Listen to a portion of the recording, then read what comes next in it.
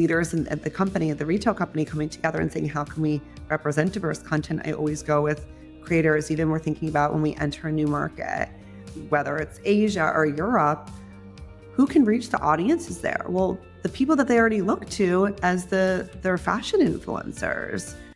Explore the minds and marketing strategies behind today's winning brands and businesses. Tap into the power of the creator economy with Earned by CreatorIQ. Welcome to Earned. Hi, Brit. Thanks so much for having me. Really excited for Courtney Weis to be joining us today. Courtney is the managing director of FP Movement.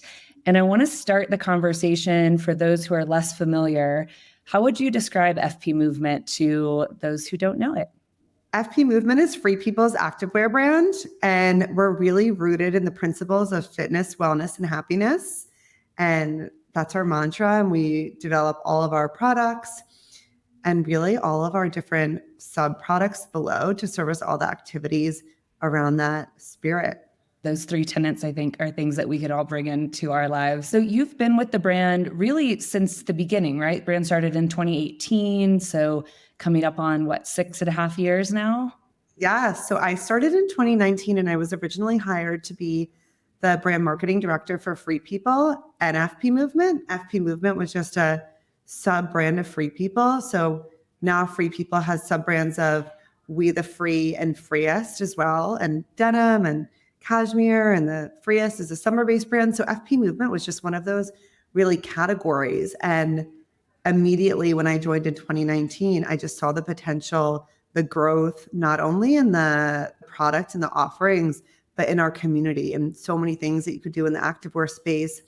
And then off the bat, I was so inspired by our design team because we really make products for run, mat-based activities, court, hike, and ski. So it's really unique to other activewear brands that potentially are more focused in yoga or mat-based workouts or adventure on the other end. So we're so inspired by adventure-based brands as well. But everyone kind of has this niche where, because we had such a broad design group within Free People, the team and the org and operations, they were really used to hiring into those subsets. So we've been able to really focus on building out those verticals. So for me as a marketer, that's just the most fun part about it. And in 2020, really the brand, especially the mat-based workout portion and the outdoor run portion of the brand, really took off. And at the end of 2020, we opened our first store in Los Angeles. And then by 2021, my boss and I, who's the CMO, we kind of convinced leadership to break off P&L, start hiring dedicated teams around FP Movement. And then they replaced my role on the Free People side just to give everything its own attention and attention it deserves. Marketing such an all-encompassing, rewarding, but all-encompassing job between, so well, Brit, between all the creators that you work with and athletes and events and press, that it really does require its own disciplines, if you will, kind of each side of the field. And even though we're rooted in fashion and function, it really is quite different, ready to wear to activewear. So long-winded answer, but yes. So the brand was there in 2018 with the design team, but by 2021, we really broke it off on its own standalone brand with the first store in 2020. So that's when I just became rooted with Team FP Movement and have expanded the brand from there. Well, and that's a bold move. I mean, obviously 2020 stands out in all of our minds, such a catalyst year in so many ways with COVID. I think we saw within our own data, it really was a moment for activewear, athleisure, really leaning into how to take care of yourself and invest in yourself in new and diverse ways. We saw the creator content and conversation around that category really explode. So I think that timing is quite interesting. Did you know when you really leaned into the brand, even before you spun it off as its own entity, that kind of creators and community were going to be at the heart of what you were doing? So it was something that I was really passionate about, but it's something that naturally happened, but we had all the tools set up in the right place. So we already had a series even that predated myself joining the company called Moving Together. And that was a larger format event series based in the movement side of the house, where we went into a city or went into a market that we were interested in expanding in. We're working with instructors, and then had a larger ticketed event with food and beverage, really unique giveaways and full outfitting. So we really expanded on that moving together concept. And then because the moving together is such a large production, we actually decided to kind of scale that down and meet the consumer where they are. So we really started off with run days first, and now they're the first Saturday of each month. And that's of course, complimentary based activity that occurs out of most of our stores, our main street stores. So Run Day became such a success, and you were able to gather and run during COVID. I look back at the pictures now, though, and in some cities, because we were complying with the local laws, everyone in the run club was wearing a mask. We had to wear masks outside in New York, especially, was one of the major cities. So we started this run club in October of 2020. And I look back at the images, and we had like those really cute cloth masks that free people ended up making. But it's just like so funny now what we know about it now is the outdoors are safe, that we're complying. So community is the heartbeat of the brand today. And then, similar to what you said about 2020 being this catalyst and change agent year, I think it also inspired a lot of instructors, and from the employee and employer end, right? If you were laid off or furloughed, that you were a fitness instructor, that was your hobby or your side job, a lot of those instructors then became influencer athlete instructors in their own right. And now today have built careers upon that. So we really see a lot of those instructors that maybe would teach your Saturday spin. Now they created, entrepreneurial platforms, fitness platforms on their own, and became their own boss. So that also was really powerful for the brand. I had advocated for a separate creator budget for movement and collection at the start of 2020. So at the start of our new fiscal, as in every February. So we went into, if you think about February 2020 was the last month of kind of pre-life, as we know it, the pre-COVID, if you will. Oh yeah, shelter in place. I still remember, like, almost to the day, it was like the second or third week of March, like March 18th in San Francisco was shelter in place. Exactly. So if you think about February, that's when I was granted this budget to have our own creator program for movement. And we chose instructors from a variety of different studios that we were really inspired in working with. And naturally, they became their own leaders of their own brands during COVID. So they all had this entrepreneurial spirit. So they were able to lead communities for us. And they were already gifted all of their product when literally like March 18th or whatever that exact date was kind of hit. So it was a little bit of luck, but like long-term strategic planning. And I believe in that long-term strategic planning so much in any aspect of marketing or really your life. Like, where do you really want to go this next year? So we had these plans for movement. And because we had that foundation, things kind of naturally with that community really was there and continued to build and grow. And now 5 years later, it's still such a heartbeat of our brand. But as you know now, everybody has upped the marketing stakes. So it's even so much harder to cultivate new communities and new audiences. So we're always humbled by that too, just because we have such a fantastic community in so many markets. We're like, how can we grow the community even larger, keep the community engaged? So it's always a challenge. Yeah. I think there's a couple of things there that I want to touch on. One is the long-term strategic planning, I think, is really interesting, right? How do you create this vision, this framework, but then build in enough flexibility within that so that you can adapt to the moments that you're in, to the communities that are emerging in front of you? Because what I'm hearing from you is that a lot of intentionality is there in the way you want to grow the brand, but you're also listening. You're responding to the communities as you hear from them, as they develop, as they grow. I'd love to know, how do you think about community and who makes up the community of FP Movement? So community is really any of our customers, fans, followers. So if you think about our Instagram followers or our TikTok followers, but then any of our customers, I even consider community members people that just shop in our stores, interact with our stores, whether they're purchasing that day or not. Our employees are our community. We have 55 standalone FP Movement stores now. So stores that are just dedicated to movement, which is such a large hurdle for the team, having opened our first store in just the October of 2020, the fall of 2020. So again, almost 5 years later, that growth. So our employees, but then our community that we interact with on a really daily basis, and that is actually fueling the community, if you will, with their content, are our creators. and are our ambassadors. So our ambassador program has a few tiers to it and is quite nuanced, as is the brand. And so exciting that we have athlete ambassadors. So we have professional tennis players. We have Sloane Stephens, Sofia Kenin, and Danielle Collins. Danielle Collins actually played for Team USA in the Olympics in Paris last year. So that was just so exciting. I was there, and that was just so exciting to see. And tennis is actually one of the only sports where you're allowed to wear your own uniform, your own brand, where other people in team sports, especially of the sponsor of the Olympics. So FP Movement was literally involved in the Olympics. So that was so cool. It was so rewarding and so excited for LA 28 because of that, because I was there and you're like, oh, the Olympics. I mean, I like chaos and I kind of thrive in it, but people are like, oh, the Olympics could be so chaotic. And it was actually not. It was run so well. Paris did such a great job with it. They really encouraged cyclists and they closed down, certain streets, and we were kind of Uber biking, but the planning that goes into these events, it's like clockwork with them. So that's quite cool to think about. So FP Movement is headquartered actually in Los Angeles and Santa Monica, and our brand headquarters, or part of the urban group, is in Philadelphia. So kind of thinking ahead to LA 28 with our community and what that will look like. That will look like here.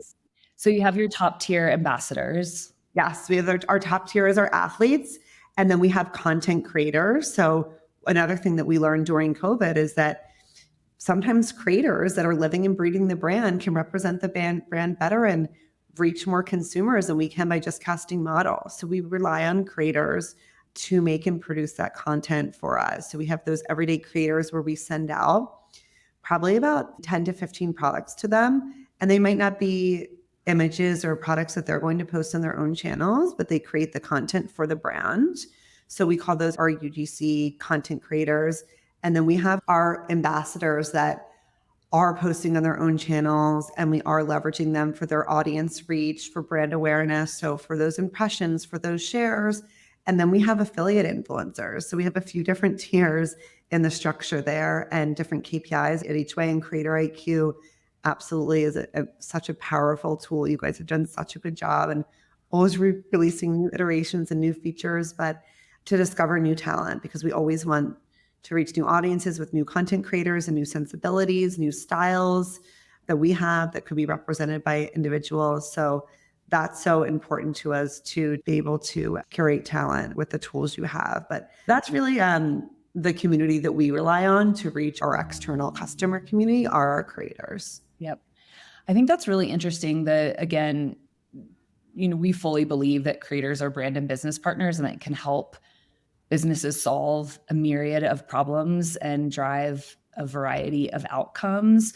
I think that's something that, brands and programs are really trying to figure out is how can I leverage and lean into my community to drive the diverse set of outcomes that I need. So you talk about, everything from affiliate to awareness, like full funnel impact, but really leaning on different creators based on their strengths, right? Some creators are amazing at driving those kind of conversion outcomes, those sales-based outcomes.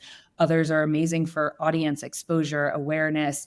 And then I loved your point about content only. Creative supply chain has changed dramatically in the last 3 to 5 years, and the demands for content are higher than they ever have been. So this idea of creator-generated content, user-generated content really fueling that supply chain is, I think, an area that we're going to see a lot of growth in over the next several years. So it sounds like you're ahead of the game on that one as well.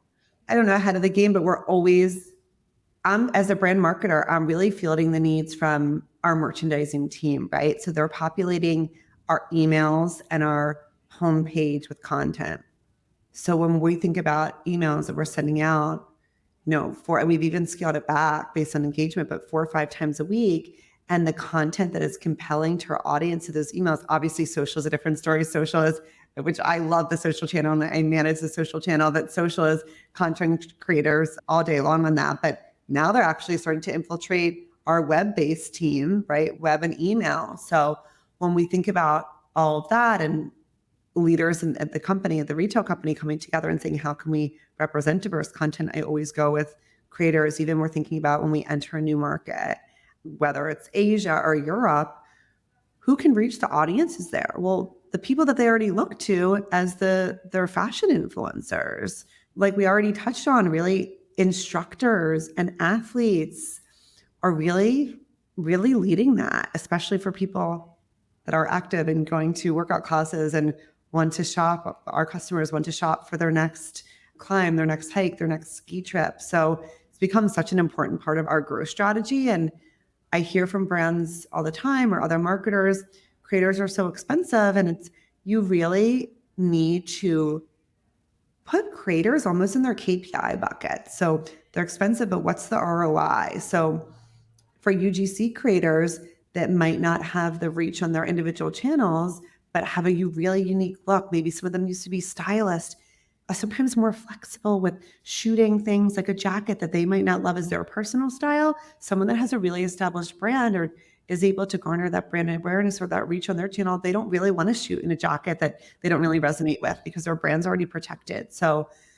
you have to really kind of sector out each talent to get the most for each talent. Or same thing. I don't have expectations that my athletes, my top tier athletes that are on the world's largest stages wearing our products, that they're also going to convert the sales, because they're not right after their match putting a link up and saying, sometimes their managers or their teams are, which we're so grateful for, but they're not saying like, just this match and this is the look that I wear and buy this right now, and repetitive posting and messaging about those products. But the affiliate creators are seasoned to do that, seasoned professionals. So it is quite nuanced and there's a myriad structure there and a formula. But I think once you crack the formula that's right for your brand, it's important to stay consistent with that formula. You don't always need, of course, you always have to listen and iterate, but kind of have to, once you know what works financially in that way, continue to build into that. I would imagine that the cracking that formula and kind of figuring out what works for the brand involves a lot of testing and learning and even failing. How do you think about that internally, and how do you create space to try new things and learn as you go? A big partnership with my finance team, and I have a very supportive boss, Jack, who's the CMO of FP Movement and Free People, but you really need to build in those budgets and allow for those kind of testing grounds. So we now in our monthly influencer budget have a testing budget for new creators, new people, TikTok creators, even some affiliate creators, and even some celebrities. And from celebrities, the KPI for us is really that earned media value. So are we doing something that's press-worthy? And is that going to get us a press pickup or a mention in People, which has a very large, unique visitor portfolio, or in Who What Wear, which identifies, which I used to work, and I respect them so much. And they really convert sales in a major way. And they use that affiliate link so that you can track it back in another way. So those are kind of the areas and testing grounds. Or new athletes. We actually just signed a squash player, and squash is a new sport for us. It's in that court sports realm. So we definitely make the product for it. And squash is actually going to be in the Olympics in 2028. So that's new for us. So we do leave some of that budget, but I would say it's really important internally, especially as an executive or small team. And this, Brit, but to have a great relationship with cross-functional partners, in particular finance, merchandising, buying, product, because it all works together. We're marketing the product that design, buying, creating for us, and we need budgets to have new testing grounds that we work with finance on, and leadership, and merch is the one that publishes out the content. So I would say it's definitely a lot of communication internally, but you need to have those partners and realize what you're not great at as a marketer and what you are great at to really make that all work. Yeah, I could not agree more. I think in a couple of conversations I've had recently with other marketing leaders, it's been really interesting because at the end of the day, I think so much of our job is around influence and that partnership, and how you can really start to get buy-in and enable and rally people around these newer areas that are incredibly effective, but very, to your point earlier, nuanced in the way you can validate that value. And for our peers in FP&A, merchandising, et cetera, that are used to much more kind of repeatable, predictable patterns and programs, that can be new and very different. It's something that, I have been encouraged by our CEO also, like, be best friends with FP&A. Like, it's so critical. But how do you help educate? I think this is something that a lot of brands struggle with, especially in an industry where kind of KPIs, industry standardization is still coming together, specifically around creators and influencer. How do you enable and educate and kind of bring people along so that they understand what you're trying to achieve and how creators can help do that? So a lot of decks. Canva is my best friend. So a lot of communication strategies and really encouraging my team. I think that's the biggest thing we're working on today. What is the long-term plan? Not only do we feel that in our gut, this is a great thing to do, but how will this impact the business? Do we have any learnings from the past about how this has impacted the business? For example, kind of an internal exciting project that we're working through right now, the US Open is at the end of the tennis season. So starts the last week in August, spans Labor Day weekend, and then goes into September. So my merchandising and buying team does follow fashion seasonal trends. So we're wanting to get into outerwear, we're wanting to get into other areas, but how do we still kind of have this tennis moment, if you will, tennis really, in the East Coast, not in California certainly, but in the East Coast and some other seasons where then you do go into kind of winter hibernation mode. So how do we still celebrate tennis, have this large moment for ourselves, our ambassadors, the New York community, and just what's the balance of that? So you just really have to sometimes, and it's easy, especially as marketers, we are emotional, and that's why we're so good at our job. But sometimes it's easy to get caught up in that. And you almost have to, I tell my team, and I try to remind this myself too, sometimes you have to think slow through certain things instead of like thinking so quickly. So, okay, from a product standpoint, well, we still carry it evergreen, court sports all year, but we might be fading into XYZ. So how can we have the balance of two and realize like, it's okay if this tennis activation isn't front and center on site and email, but how can we create our own community around it? So there are a lot of trade-offs, and you have to have perspective. You really do. Like, we have 3 studios that we're so excited to have because we're able to welcome our community on a more ongoing basis. So they're in New York, in Soho. That one's probably our most active, in Chicago and Austin. And the studio team who runs the studio team for me is quite passionate about that business. But then when you think about that business, it's okay, we only have 3 studios in 3 markets, and then we have 25 markets that we're really celebrating across the country. So everything's kind of a balance. Like, how do we not flood our Instagram with just talking about these 3 studios, sign up for classes here, but what else is going wider in the brand? So I think it's a very humbling exercise to put kind of what you're doing at your channel in perspective. And it's something that always continues to humble me and that I learn as I go. That's what I love about working. You just learn so much each year, month. You think like, oh, everything's going so great. You're hit with a challenge, but then it's problem solving and you work through it. And I liked what you said earlier about kind of failing and iterating and how do you kind of pivot and change mid-speed, and you have to be flexible. You can't be stuck in your ways because things are moving so quickly, not only with creators, with events or seasons, products we're dropping, global customers, and you just have to be open-minded. So it's something that we're all still working on, but it's something you need to.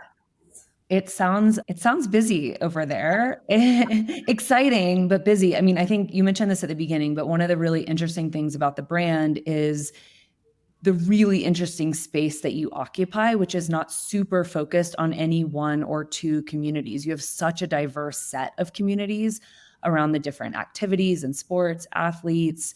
Tell me a little bit about what unites all of those. Like, what do all of those distinct communities have in common? And then how do you let them also kind of do their own thing at the same time? Yeah, that's interesting because it's something that internally we really ask ourselves that question too, and how we come back to that. And it's really the training and the mental awareness of whatever activity you're doing, kind of that strength, that consistency, the discipline is what unites every activity and every sport. So if you think about it, everyone or most people in their different activities, really, they value strength training. They value flexibility. They value endurance and cardio. So really our bra business is something that is really universal. Our leggings business and our shorts business, shorts perform so well for us. They're definitely a top class, as are our sets and our casual and recovery. So that unites everyone too. We have such cute sets for travel, for lounging. You want to feel put together nowadays. I think gone are the days that people feel put together in that kind of old complimentary t-shirt from maybe a turkey trot 5 years ago and just whatever old sweatpants. So we really carry that fashion element into the sets and into the lounge. So we definitely say that to from part of our business is universal. And yeah, really that kind of recovery and training mentality. And I think everyone really, especially after a trip, but we often face in the summer, like kind of struggles with that like motivation and how do you kind of get back into it. So kind of that soft entry, we have products for that and products for the training. But yeah, it's really that work that goes behind everything, whether you're a skier or a marathon runner, really that kind of foundational work, or a hiker, and that training aspect. Yep.